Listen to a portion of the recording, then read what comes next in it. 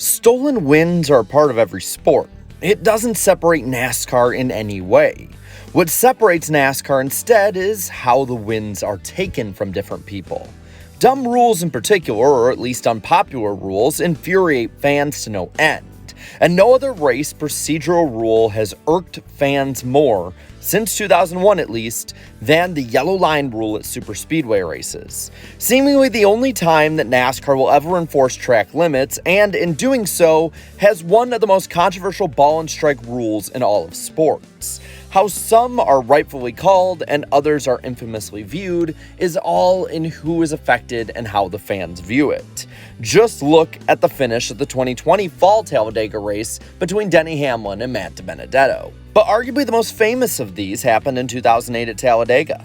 Heading into the 2008 Amp Energy 500, the chase for the Sprint Cup was in full swing. NASCAR was just coming off its wildest finish in years, and with good reason.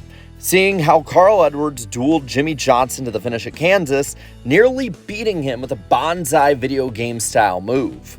Big names and favorites like Jeff Gordon, Dale Earnhardt Jr., Tony Stewart, Kyle Busch, and more were all in dire need of a bounce-back race. Talladega offered this, with high rewards but also higher risks this year, as Goodyear once again was having tire issues with the COT car in 2008. But this all needed to be pushed down, and it was time for racing at Talladega, with Travis Kvapil, of all people, on pole. They were green. 12 are also dreaming about a championship. Could Talladega be the turning point for some in their chase for the NASCAR Sprint Cup title? 500 miles of hold your breath, white knuckle stock car racing, folks. This is Talladega.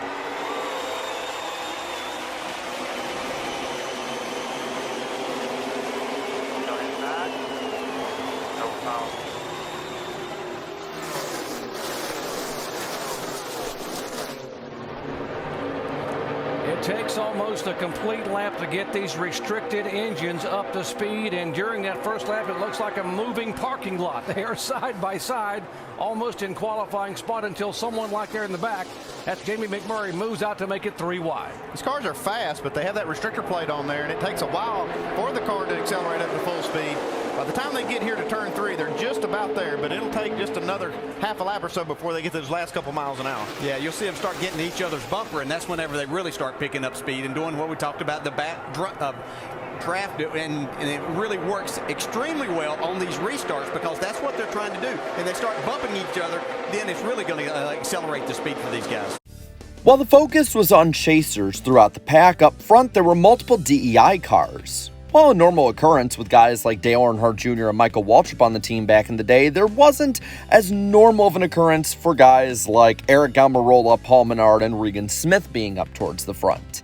After half a decade with the team, Paul Menard was going to be leaving the struggling team for Yates, and this would end up being his biggest chance to give back to the team. And for all that anyone ever knew, that might be the moment that Paul Menard could finally give them back a restrictor plate win. The opening overall, though, was uneventful. But by lap 25, though, the championship picture did shift, as Jimmy Johnson would go a lap down after falling off the draft. Up front, the Pied Piper, Dale Earnhardt Jr., was charging to lead. Starting from the rear, he was showing some force. In the spring race at Talladega, Jr. was the only one who could battle with the 3 JGR Toyotas, but by the first caution, it was pretty much all Hendrick overall as well as DEI. The caution coming for a slow Haas car with Tony Raines. But the yellow was short-lived and the green resumed quickly, with nearly all the Chevys running up front. With debris on the front stretch, though, the field once again was slowed, helping the 48 get back to the lead lap, and in a lot of ways helping his championship hopes going forward in the racing season.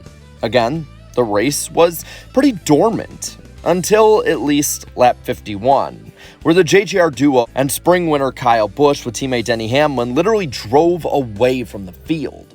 This riled up the pack, and finally the first trouble of the day would strike. Around these guys, they made the long way around and went to the front. Oh, trouble! David Rudiman sideways. Right rear tires up down on this 44. Oh, no, Jeff Gordon's torn up. Oh, man, this is going to kill him in points. just nosed into the wall. Even with repairs, this would end Jeff Gordon's season for going for the championship. But it did nothing to quell the pack. The COT package helped with pushing, and the pack, as well as with just 2 cars in the new tandem drafting. This made excessive lead changes the norm, as well as exciting 3-wide racing. But it only could last for so long. Here we go. You can see Vickers right there in the middle. He's up towards the front of the pack because Dale Jr. is the leader of the race. Oh, right there. Man. Yeah, tire blows. Well, he just gets misses the 31. 9 cars involved into the 38. Look at Bobby Labonte. He's fishing his way through that. I'm telling you, he missed 2 or 3 guys by inches. Cars were collected with another tire gone. Bad enough to bring out the race's first red, though luckily everyone was okay, but incredibly the remaining 11 chasers remained unscathed. Nobody could stay up front though as they went green, and after having some voltage issues, Jimmy Johnson would lead the pack. Then Stewart, David Regan, Dale Jr., you name them, they were up there. Anyone could lead and anyone could be shuffled out of the pack. This only would be broken up again by another flat tire. When this came to changing the race though, it would pale in comparison to lap 99 with leader Denny Hamlin. Looking for a win here, his first at Talladega, never won here before for Tony Stewart. Been pretty racy, top 10 for a while. We have trouble. Guys. Goes out, yellow, yellow, yellow. Denny Hamlin in the wall, the leader. Another problem now. You up okay, front. Denny? And he hit it a ton up there. That thing just took a dead right-hand turn up there in 1 and 2. Yeah, it's time to look at this situation now. As the field clicked past the 100th lap of the day, the dominant car was gone.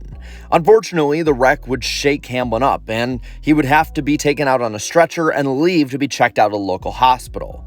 But the race still had to go on, and this time the pack widened out. And for the first time since the start of the race, it was a clean and green run, only being slowed once by Jeff Gordon's damaged engine finally failing. Though this did lead to the 99 spinning out of the pits, but that really didn't affect his day too much, as he could make it up towards the front at any point. The break in the action did lead to the wick being turned up though, with everyone trying to set themselves up for the finish, and of course it couldn't last to the end. With a big push, here comes Kyle Busch. Oh, look at that big bump. Michael Walker's got to be humming that Beatles too. Oh, Gets by spin, with Kevin Harvick. Trouble. Harvick on the bottom of the racetrack. Like he doesn't have any damage yet. This would only lead to more aggressive and explosive racing, and unfortunately, like before, it would not be able to last. Yeah, I didn't think Dale Jr. was going to want to stay down that bottom. You get down that bottom and you're trapped there. That was a close call right there. Woo. Oh, got trouble. trouble up front. Biffle right in front of Junior. Carl Kenseth is in Edwards. it. Oh, and turns And there Quapple you're into the clear low when you outside get wall. around them. And A Kevin lot Harvick. of chasers involved in this one. oh, 17. Now when you get off there, if you can drive it. This is definitely the big one we were looking for, guys. I was hoping we had not seen, or we had seen it and we wouldn't see this, but In the blink of an eye, 4 of the competitive chasers were out, as 12 total cars were collected in this wreck. Title leader Jimmy Johnson escaped, while his closest competitors were taken out of the race. The complexion of the race and the season were changed for good at this point. Under the red flag, again, Tony Stewart would now be leading, trying for his first Talladega win. Behind him, a host of underdogs with 10 laps to go. Going green, Joe Nemechek would follow Smoke first, but when Elliott Sadler made a move, it would be Smoke jumping up and picking him up while Nemechek was basically shuffled out of the pack. The field lined up, and while Elliott Sadler tried to make a move with David Regan, the DEI trio of Regan Smith, Paul Menard, and Eric Almirola would follow and be right behind Smoke. DEI, the dominant restrictor plate team of the 2000s, was making its final hurrah, little did we all know. With 4 to go, another flat tire, this time from Jamie McMurray, sent the race into its infamous overtime. But you can see that the 8 car held back quite a bit. Elliott Sadler's going to try to pass him. Yeah, there they go. Yeah, that wasn't a good move on Eric Almirola's part there. He's going to lose that spot, maybe more. so now you've only got 2 DEI cars there in that line, where you had 3. Yeah. And that can make a huge difference when it comes down to trying to draft past Tony Stewart. David Regan now trying to right on the backside of Elliott Sadler. Remember, he was able to push Sadler by a moment ago. You know, in this scenario, I talked about waiting until the very last lap and coming through the trial. Well, the bad thing with this is there's only one attempt. If these guys wreck now, then you blow that chance. So in this scenario, you might not can wait that long. Coming out of turn 4, it'll be white flag this time by for Tony Stewart. Regan Smith, the rookie behind him. Menard is there. Sadler is there. Here comes Elliott Sadler. Yeah, he's not getting any help, though. He made a great move there, but nobody wanted to go with him. I can't believe that these guys at DEI cars are going to be satisfied with second and third. They're going to have to go for it here. Now watch the 31 and the 07. Teammates for Childress, Burton, and Boyer.